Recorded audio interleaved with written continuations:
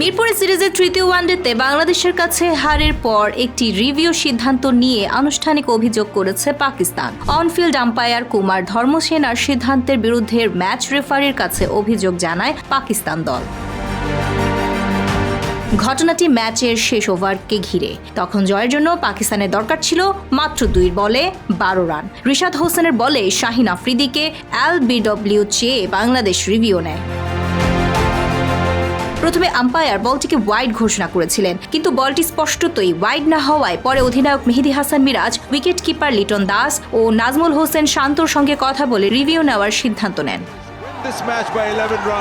পাকিস্তানের অভিযোগ, স্টেডিয়ামের বড় পর্দায় বলের রিপ্লে দেখানোর পর বাংলাদেশ রিভিউ নেওয়ার সিদ্ধান্ত নিয়েছে। তাদের মতে রিভিউ নেওয়ার নির্ধারিত সময়সীমাও সম্ভবত অতিক্রম করা হয়েছিল।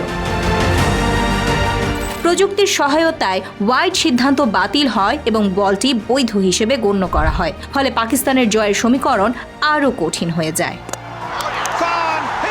শেষ পর্যন্ত ম্যাচটি 11 রানে জিতে সিরিজ 2-1 ব্যবধানে নিজেদের করে নেয় বাংলাদেশ। তবে সেই শেষ ওভারে সিদ্ধান্ত এখনও আলোচনার কেন্দ্রে।